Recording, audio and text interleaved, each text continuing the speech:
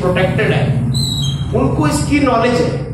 हम अपने घर को, अपने इन चीजों को प्रोटेक्ट करें। वेदों की 8 ताकतें, ये कह लो स्प्लेंडर है, शान है। उसमें है पहला शब्दमय, फिर चराचरमय, फिर ज्योतिर्मय, वांगमय, नित्यानंदमय, परात्परमय, मायामय, श्रीमय। शब्दमय, आपने बहुत पहले जब हम कभी पुट्टपर्ती गए या कभी, जैसे कि अभी आप बता रहे थे कि वो महान्यास जैसे शुरू हुआ, आपको किसी को कोई मतलब तो समझ में नहीं आ रहा था, परंतु वो शब्दों की इतनी शक्ति थी कि आपको खींचे जा रहे थे, दुनिया वहां दौड़ी आई। It is शब्दमय। शब्द इतने पावरफुल हैं, अगर आपको अर्थ भी नहीं पता तो भी उसका इफेक्ट है, बहुत ज्यादा इफेक्ट है। जैसे कि एक छोटा बच्चा है, गलत शब्द यूज करता है तो आपको मारते हो, उसको मतलब तो नहीं पता ना, परंतु आप उसको मारोगे, उसको कहोगे कि मैंने ये नहीं बोलना, क्यों कहते हो? क्योंकि उसका असर है, हर एक शब्द का असर है। और शब्द कभी भी खत्म नहीं होता। शब्द ब्रह्म, मैंने बोल दिया, वो यहां व्याप्त हो गया। जो कहते हैं गीता बोली गई, अभी भी उसको सुना जा सकता है। साइंस उस पर रिसर्च कर रही है, उसको सुनने की कोशिश कर रही है, क्योंकि वो बोली गई और वहां पे व्याप्त है, कभी भी खत्म नहीं होता ये शब्द। तो जो डीजे में साउंड चल रहा है वो खत्म नहीं होता। ये वाइब्रेशन हम प्रोड्यूस कर रहे हैं, हम ये वाइब्रेशन प्रोड्यूस कर रहे हैं, हम गुड वाइब्रेशन प्रोड्यूस नहीं कर रहे हैं। अब हमारी ड्यूटी है कि कौन करेगा वाइब्रेशन गुड प्रोड्यूस? खत्म होते जा रहे हैं लोग, तो हमने कोशिश करनी है। जब कभी मेरी मदर बताते हैं कि जब वो पुट्टपर्ती बहुत पहले जाते थे, तब क्या वेद इस तरह से नहीं बोले जाते थे, सिर्फ ओमकारम सुप्रभातम के बाद इस तरह से वेद की एक नगर संकीर्तन टाइप निकाला जाता था। और मेरी मदर कहती, पता नहीं सुबह सुबह कितने शुद्ध शब्द और ये बोलते हैं, इतना आनंद आता है सुनने को, पता नहीं क्या है शब्द में इतनी ताकत कि वो आपको सुनने से ही आनंद दे रहे हैं। तो ये शब्दमयी है, कॉस्मिक साउंड है, ऐसे शब्द है जो हर एक को टच करती है, हमारी आत्मा को टच करती है, क्योंकि आदेश आत्मा, ये आत्मा के लिए आदेश है। चराचरमय, जैसे मैंने अभी बताया, मूवेबल, जो हम मूव कर रहे हैं हमारे अंदर भी ये चल रहा है ज्ञान, और जो स्टोन है उसमें भी है, इसके अंदर भी है, और जो मूर्ति है उसके अंदर भी है, ये ज्ञान है। और जब अगर हम इस दीवार पे कान लगाएंगे तो हमें ओम सुनना शुरू हो जाएगा, हम अपने कान बंद करेंगे तो हमें अंदर ओम सुनने शुरू हो जाएगा। करके देख सकते हैं, कान बंद करेंगे तो हमें अपने अंदर हमिंग शुरू होगी, ऐसी आवाज सुननी पड़ेगी। तो चराचर में और अचर में, पत्थरों में, हर जगह पे ये ज्ञान विद्यमान है। आप जानते हैं कि वैष्णो देवी में वहां पे क्या है, माता की 3 पिंडियां हैं। पिंडियां आपने देखी हैं, उनमें शक्ति कहां से आई? वो कैसे वो हम लोगों की बातें सुनती हैं और हमको रिवर्ट करती है, हम प्रार्थना करते हैं हृदय में और वो हमको उसका हमें रिजल्ट मिलता है। ये सब कैसे हो रहा है? क्योंकि जो वेदास है वो उसके अंदर भी है, वो अचल में भी है और चल में भी है। ज्योतिर्मय, ये बहुत ही इंपॉर्टेंट बात है। एक बार एक कर्नल एलओसी के कंधार एरिया में, जो श्रीनगर का एरिया है जहां पे लाइन ऑफ कंट्रोल है, पाकिस्तान का बॉर्डर है, वहां पे डिप्यूटेड थे। उन्होंने अपने एक सोल्जर को पुट्टपर्ती भेजा कि आप रुद्रम सीख के आओ। बाबा के भक्त थे कर्नल जी, कर्नल विनय उनका नाम। उन्होंने भेजा और वो घूमते फिरते मेरे पास आ गए सोल्जर। तो उन्होंने कहा, मैंने पूछा आप कितने दिन हो, आप रुद्रम सीखना है, आप कितने दिन हो यहाँ पे? उन्होंने बोला मैं तो कल जा रहा हूँ। तो मैंने कहा फिर तो चलो कोई बात नहीं, मैं आपको गणानाम सिखा देता हूँ। तो मैंने गणपति प्रार्थना सहन भवतु और ये सिखा दिया, और मैंने उनको ऑडियोज, वीडियोस और जो कुछ भी सीखने का मटेरियल था सारा उनकी हार्ड डिस्क में कॉपी कर दिया और उनको दे दिया। ये देने के बाद जब उन्होंने अपने कर्नल को दिया, कर्नल ने उसको एलओसी में, जहां पे वो टेंट में थे, वहां पे अपने लैपटॉप में लगा के सीखना शुरू कर दिया। सीखते सीखते जब उन्होंने पूरा सीख लिया तो अपने घर में गए और घर में अपनी वाइफ को कहते हैं कि मैंने रुद्रम सीख लिया है, अब तुम सुनना। और वो ड्राइंग रूम के ड्राइंग टेबल के ऊपर जो छोटा टेबल होता है जहां पे चाय पीते उस पर बैठ के चांट करने लगे। चांट करते करते जैसे ही वो 8 अनुवाद पे आए जहां पे हर ओम हर हर हर ओम, वाइफ उनको इस तरह करके देखने लगी। ये उन्होंने, उनकी वाइफ ने मुझे बताया, ऐसे करके देखने लगी। और तो हस्बैंड ने इशारे से पूछा हाँ क्या हुआ, मतलब चांट कर रहे हैं और इशारे से ऐसे पूछा। उसने कहा कंटिन्यू, वाइफ ने बोला कंटिन्यू। और खत्म होने के बाद उसने ये बताया कि मैंने देखा कि तुम्हारे चारों तरफ जो बैकग्राउंड है वो वैनिश हो गया और एकदम व्हाइट लाइट स्प्रेड हो रही है चारों तरफ। और जब तुम ऐसे हिल रहे हो तो वो व्हाइट लाइट ऐसे हिल रही है, जब तुम ऐसे हिल रहे हो तो ऐसे हिल रही है। और वो देख के, और जब वो मुझे बता रही थी, अभी भी मैं आपसे बात कर रहा हूं तो मुझे वो रोंगटे खड़े हो रहे हैं, वो बात याद आ रही है। इतना आनंद, इतना एनर्जी, ज्योतिर्मयी है ये वेद मंत्र। आप नहीं समझ सकते कि वो क्या हो रहा होगा, हमारे अंदर से क्या चीज निकल रही है। ये हमारे अंदर ज्योति प्रोड्यूस कर रही है, एनर्जी प्रोड्यूस कर रही है। वो तो रिसर्च में अभी देख लिया आपने। तो फिर ये सारी बातें उन्होंने बताई। वो मेरे को मिले, मेरे घर पे भी आए। और एक बार उन्होंने उनके जो जितने भी सोल्जर हैं वो भी रुद्रम को चांट कर रहे हैं। अब वो लोग पठानकोट में पोस्टेड है और जब उनकी बटालियन की एनिवर्सरी थी तो उनका प्रोग्राम रुद्रम से स्टार्ट किया। देखो, हम कह रहे हैं भगवान का संकल्प, वो एलओसी में वेदा करवा सकते हैं, वो मुस्लिम से करवा सकते हैं, हम भी करें, हम भी कर सकते हैं और हम सब करेंगे। ये भगवान का संकल्प है, ऐसे नहीं तो वैसे करें। कई बार ऐसा होता है ना, अगर हम ऐसे आराम से ना करें तो फिर मजबूरी में करना पड़ता है, फिर प्रॉब्लम्स आती है, फिर हम कहते चलो ये करना पड़ेगा। वांग्मय, स्पीच एंड लिटरेचर। जैसे कहते हैं सुख में सिमरण सब, दुख में सिमरण सब करे, सुख में करे ना कोई। जब सुख में सिमरण करे तो दुख काहे का होता है, तो इसीलिए we should start it, you know, दुख आने ना दे। तो वांग्मय ये स्पीच है, भगवान के साथ कन्वर्सेशन है, क्योंकि हर एक जो यंत्र है वो भगवान का रूप है। रुद्रम में यही बात है। रुद्रम का पहला शब्द है नमस्ते, लास्ट शब्द है ददामी। लास्ट शब्द है ददामी, अर्थ पूरा हो गया कि मैं नमस्कार करता हूं, किसको? सभी को। और अगर आप पूरा रुद्रम का मीनिंग पढ़ोगे तो यही मीनिंग है, सबको नमस्कार करता हूं, समझता हूं, पत्थर को, जागृत को, अच्छे को, बुरे को, हर किसी को नमस्कार करता हूं। और बाबा ने भी यही किया सभी के सामने। अंत में ये हमें क्या बता रहे हैं बाबा? हम सब उसकी संतान हैं। हम सोचते हैं कि ये हमारा बैरी है, ये कोई किसी का बैरी नहीं है। हमको सिर्फ सभी को नमस्कार करना, यही, और सभी के साथ कम्युनिकेट करना है। ये कहते हैं स्पीच एंड लिटरेचर। साइंटिस्ट ने इसी को एक नाम दे दिया, न्यूरो लिंग्विस्टिक इफेक्ट। न्यूरो मतलब ब्रेन से रिलेटेड, लिंग्विस्टिक मतलब लैंग्वेज, इफेक्ट मतलब एक्शन। हम कुछ काम करते हैं ना, action, effect. Neuro linguistic programming भी एक वर्ड है। एनएलपी, एनएलपी की आजकल बहुत ट्रेनिंग होती है। अगर आप इंटरनेट में फाइंड करोगे एनएलपी तो आपको बहुत सारे ट्रेनिंग मिल जाएंगी। ये अपने बिहेवियर पैटर्न को चेंज करने के लिए एक तरह का सिस्टम है। और वेद मंत्र इस तरह का स्पीच है, जो पावर है, जो हमारे अंदर इंटरनल चेंज ले आती है। अगर हमने अपना बिहेवियर को चेंज करना है तो आपसे कोई कितना मर्जी कह दे, आप कर नहीं पाते हो, परंतु जब आप वैदिक वाइब्रेशन से जुड़ते हो तो आप उसको चेंज कर सकते हो। ये स्पीच एंड लिटरेचर है। जैसे भगवान आपसे बात करते हैं तो वो जो बातचीत है आज भी आप कभी भूले नहीं हो। अगर आपसे बाबा ने कभी ड्रीम में भी बात करी है, आप उसको कभी नहीं भूलते।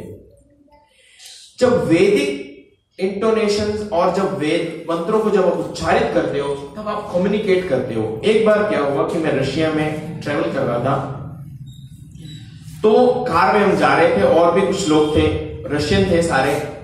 तो वो लोग कुछ बात कर रहे थे, वो सब रशियन में बात कर रहे थे। तो रशियन में जैसे बात कर रहे थे तो बीच में मैं बोल पड़ा कि no no you also sing and we will also sing. So जब मैंने उनको ये बोला कि आप भी गाना और मैं भी गाऊंगा, तब वो जो ट्रांसलेटर था, he started asking, do you understand Russian? I don't know, but I understood what you are talking. मुझे समझ में आ गया, पर तुम क्या बात कर रहे हो।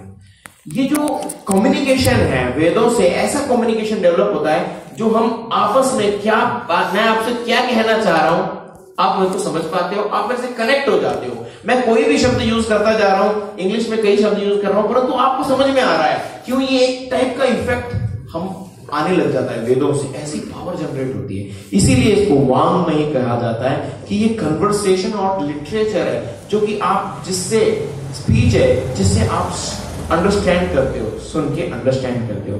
नित्यानंदमय, जब मैं वेस्ट इंडीज गया, वहां पे ये वेस्ट इंडीज हो रही है, इस सेंटर में मैं रहता था।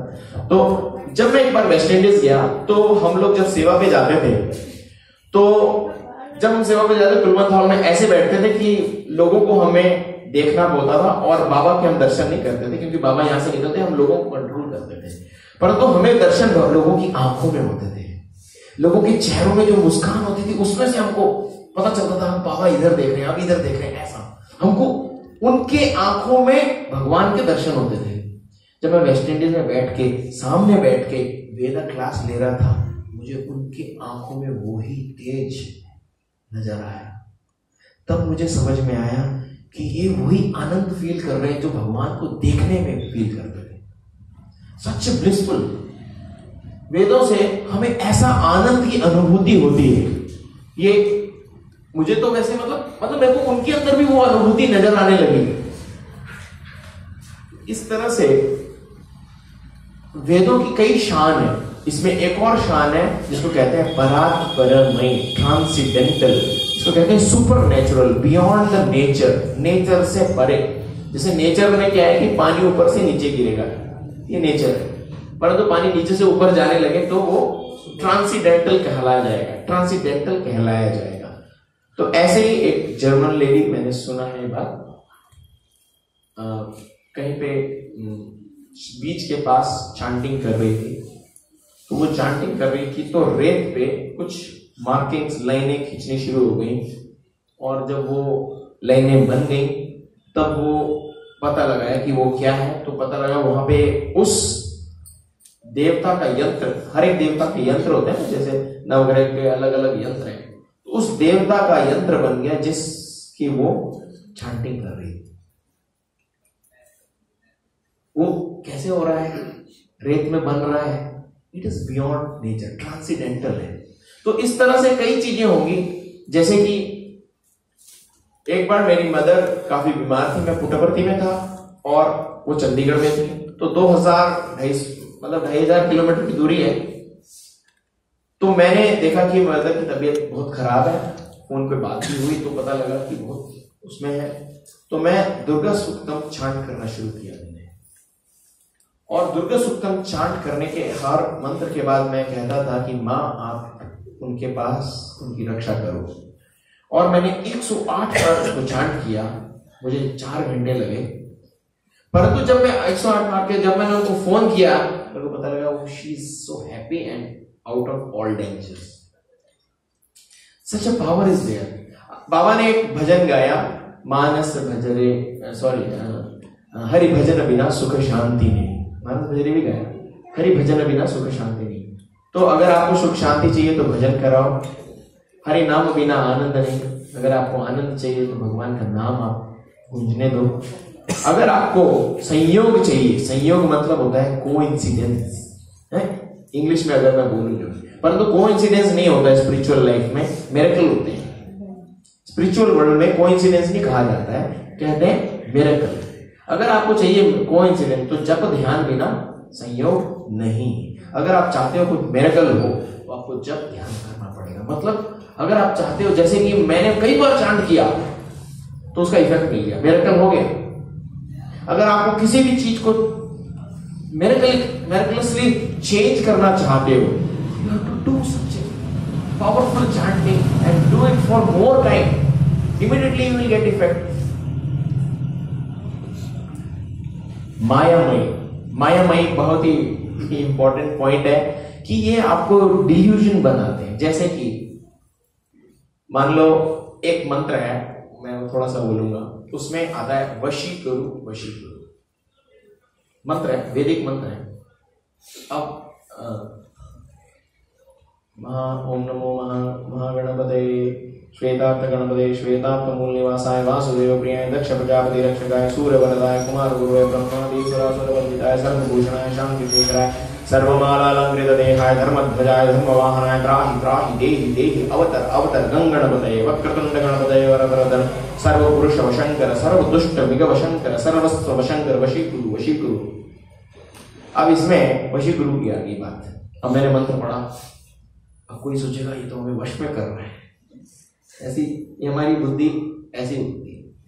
परंतु कोई किसी को वश में नहीं कर सकता जब तक मैं अपने आप को वश में नहीं कर सकूं। अगर मैंने अपने वश में करूंगा तभी मैं कुछ ना कुछ इंपैक्ट इन्फ्लुएंस आपको कर सकता हूं, अगर मैं कोई इन्फ्लुएंस भी नहीं कर सकता। इसमें वशी करूं किसी और को वशी करने की बात नहीं है, अपने को वश में करने की बात है। अगर इंद्रजीत था तो उसने इंद्र को जाके नहीं जीत लिया, अपनी इंद्रियों को जीता था। उसने अपनी आंखों को कंट्रोल किया, टंग को, जबान को कंट्रोल किया, कान को कंट्रोल किया, नाक को कंट्रोल किया, इन चीजों को कंट्रोल किया, अपने ऑर्गन्स को कंट्रोल किया, तब वो इंद्रजीत बना। उसका ये मतलब नहीं कि इंद्र में स्वर्ग में जाके इंद्र से लड़ाई किया। स्वर्ग क्या है? इंद्र जो इंद्रिय सुख है वही स्वर्ग है। ये सब जो चीजें हैं इनको हम समझ नहीं पाते।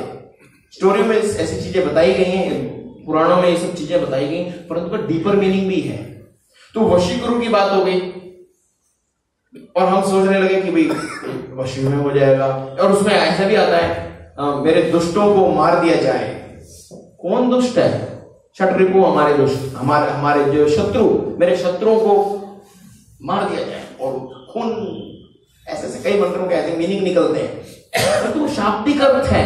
उनका अर्थ क्या है? हमारा कोई शत्रु नहीं है, हमारे अंदर 6 शत्रु हैं, काम, क्रोध, लोभ, मोह, मद, मात्सर्य। उनको मारने की बात है। हम सब आपस में भाई बहन ही हैं, हम तो उसकी संतान है, जगत पिता जगत जननी की संतान है। हमारे में आपस में शत्रुता हो ही नहीं सकती। वेद कैसे कह सकते हैं कि कोई तुम्हारा शत्रु है? वो तुम्हारे शत्रु की बात ही नहीं कर रहा है, जो तुम्हारे अंदर के शत्रु उनकी बात हो रही है। तो ये माया में फंस जाते हैं और वो मरने लग जाते हैं। चलो उस माया में फंस के हम मंत्र तो पढ़ते हैं, वेदों से हम जुड़ते तो हैं, तो माया भी है। जैसे कि कुछ लोग श्री सूक्तम पढ़ते हैं ताकि हम पैसे को प्राप्त कर सकें, धन प्राप्त कर सकें। माया के कारण हम श्री सूक्त से जुड़ गए, वेदों से जुड़ गए। तो इस तरह से ये वेद जो है ये माया भी क्रिएट करते हैं, परंतु हम एक प्रॉपर ज्ञान की तरफ भी लेके जाते हैं। दोनों चीजें, ये माया की तरफ भी ले जा सकते हैं, आपको ज्ञान की तरफ भी ले जा सकते हैं, परंतु हम ज्ञान की तरफ बढ़े। बाबा ने बताया कि वेद जो है श्रीमयी है, श्रीमयी है। जब मैं एक बार रशिया गया,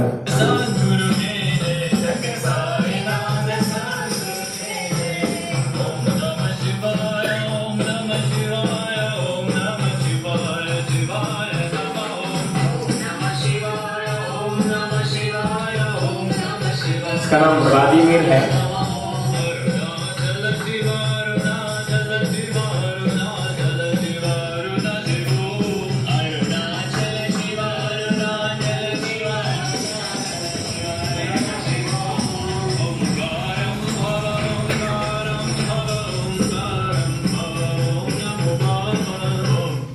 ये लोग मेरे पास श्री सूक्तम सीखने, जब मैं सिखा रहा था श्री सूक्तम, जब ये लोग मेरे पास आया करते थे सीखने के बाद ये लोग मॉस्को चले गए वापस।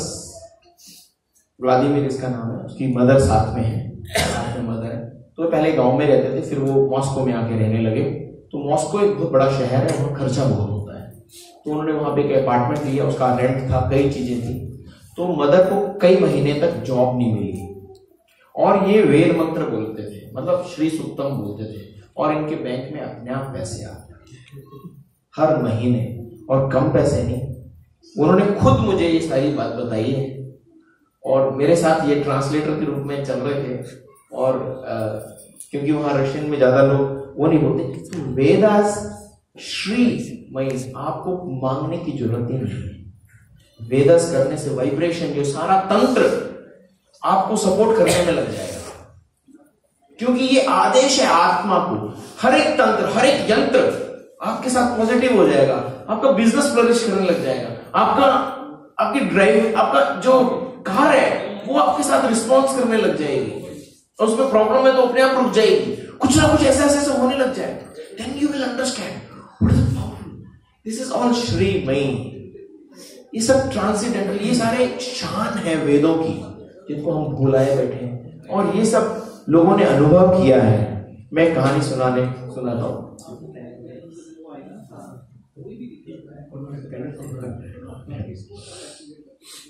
एक बार एक शिव पार्वती जंगल से गुजर रहे थे। उस जंगल पे एक पेड़ था, उस पेड़ पे एक बालक बैठे और उसी डाल को काट रहा था। तो माता पार्वती ने देखा और कहा, ओह ये बच्चा गिर जाएगा और ये मर जाएगा, तो मैं इसको बचा लूंगी। तो शिव ने बोला, क्यों, वो तुम्हें तो बुला तो नहीं रहा, अगर वो तुम्हें बुलाए तब तुम उनकी रक्षा कर सकती हो, अदरवाइज तुम्हारा इंटरफेरेंस सृष्टि में खलल होगा। तो देवी ने कहा, नहीं, मैं जगत जननी हूं, मैं जगत की माता हूं, और अगर गिरते हुए उसने अम्मा बोला या मम्मी बोला या माँ बोला या अम्मी जान या जो भी मॉम बोला, तो मैं जाके इसको बचा लूंगी। तो शिव को बात ये बहुत पसंद आई और उन्होंने कहा, अच्छा मैं भी जगत पिता हूं, अगर इसने गिरने के बाद डैडी, अप्पा, अब्बू जान या कुछ बोल दिया, डैड, तो मैंने इसको जाके बचाना है। अब दोनों वेट करने लगे कि ये गिरे और कुछ बोले, और वो गिरा और उसने बोला आउच। तो ये तो ऐसा क्यों हुआ, क्योंकि उसने हैबिट ये डाल रखी है, बचपन से हमारी ये हैबिट बनी हुई है। कुछ हो जाए तो वो बोलना, कुछ हो जाए, अगर हम गाड़ी में जा रहे हैं कोई सामने आ गया तो मुंह से, यूथ के मुंह से गाली निकलती, क्यों, हैबिट में। और उसको क्या बोलते हैं, ये तो हेल्पिंग फ्रेज है पंजाब में, हेल्पिंग वर्ब है, ठीक है, गलत है, आपकी रक्षा नहीं होगी। आप मंत्र बोल रहे हो, एवरी वर्ड इज अ मंत्र, इट इज इफेक्टिंग एवरी यंत्र and the process also will happen. आपको कुछ फायदा नहीं होगा, नुकसान ही होगा।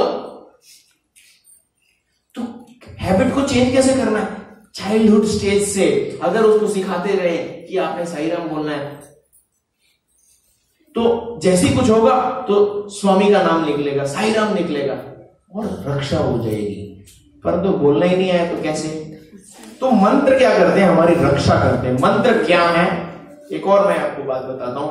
मान लो मंत्र क्या है, आपको पता ही होगा, मंत्र त्रायति मंत्र, कई चीजें बोली गई है, मंत्र जो मन में चले और जो हमारी रक्षा करे उसको मंत्र कहते हैं।